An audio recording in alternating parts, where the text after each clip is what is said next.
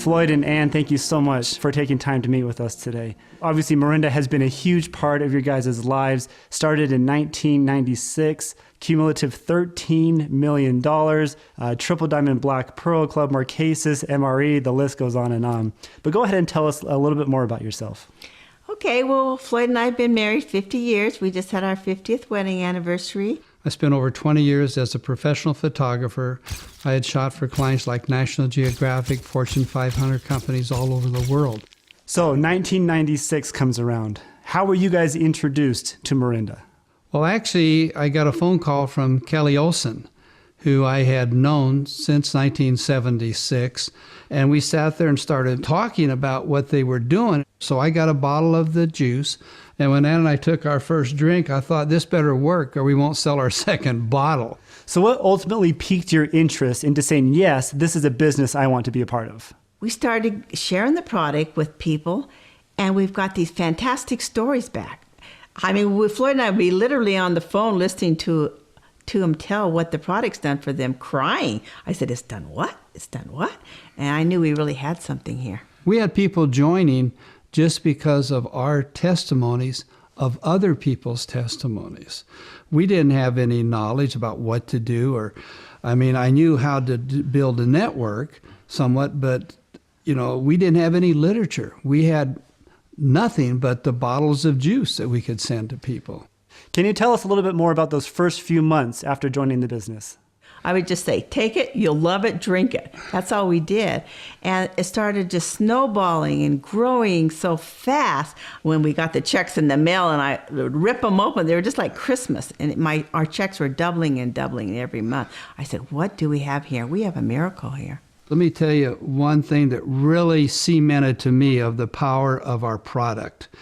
I went to California to do a meeting. I took one bottle of Tahitian noni juice with me, set it for the display. When that meeting was over, there were people ready to fight each other to get that bottle of noni because they needed it because they had such positive effects with the product. Right then, I thought in my head, this company is going to be here forever because our product really does work.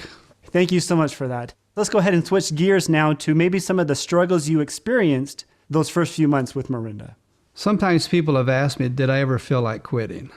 The answer is no. How can you quit when you're on a mission? To me, people need to focus, like I did, on the mission, not the commission. The commissions will take care of themselves.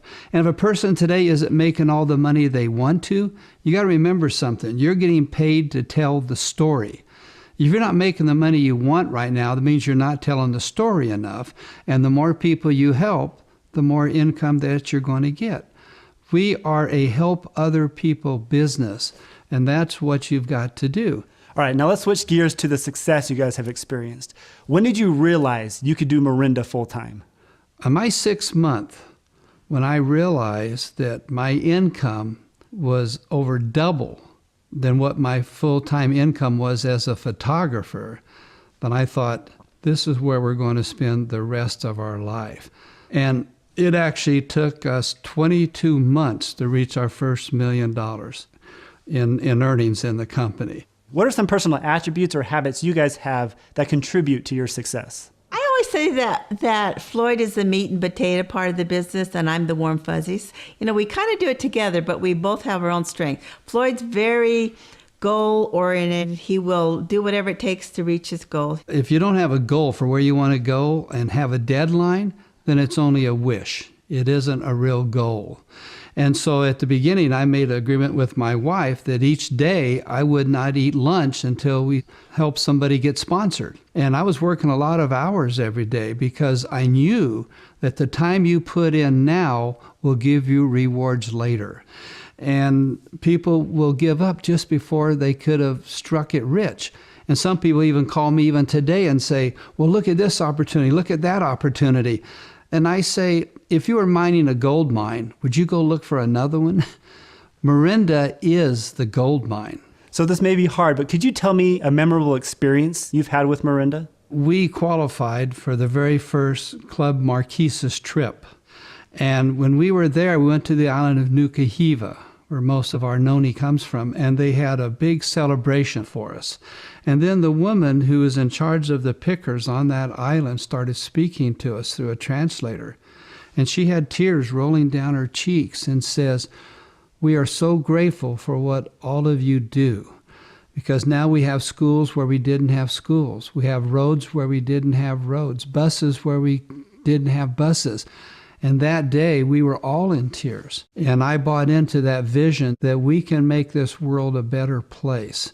Let's talk about advice that you have for other people. Specifically, let's talk about the new IPC, somebody who just started the business, may not know MLM or direct sales or even Morinda very well, and they want to make that $1 million.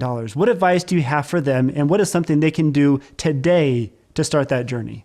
A saying that I have that I look at almost every day in my office is that the true nature of a person is decided by the amount of adversity it takes to discourage them.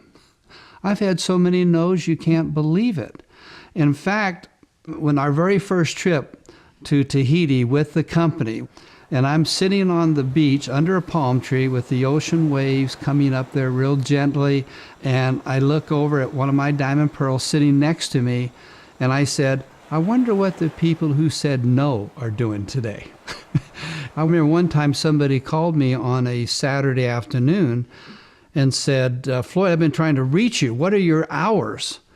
And I said, "That sounds like a job to me. I don't have any hours. Sometimes I'm up at 4 a.m. doing a call with Australia or maybe with Japan or somewhere.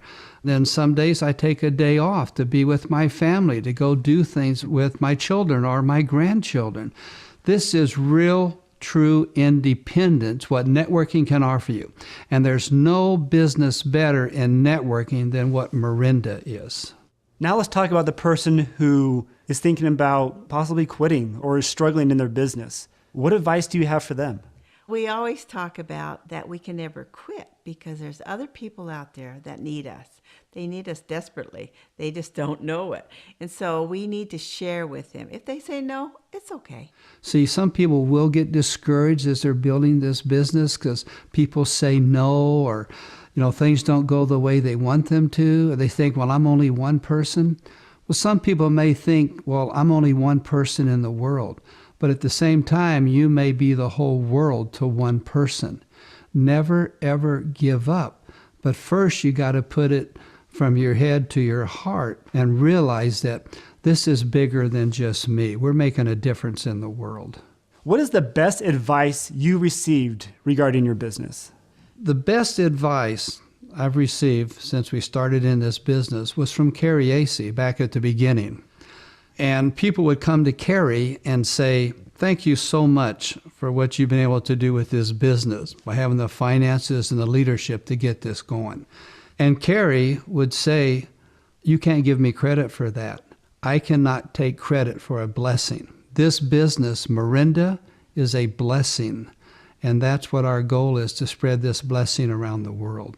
An interesting thing is I know people that were in another business that I was also in, 4 of them that are in our company right now, some of the top leaders, and they never had any success in it. But when they joined this, they're all multi-millionaires today because this business is a blessing. And when you put that into your heart, then you will be a success at it, make a difference in this world. All right, here's my last question for you. You've made your millions with Morinda. What's your next goal? Some people ask us, and me particularly, when are you going to retire? And I say, how can I retire from having fun?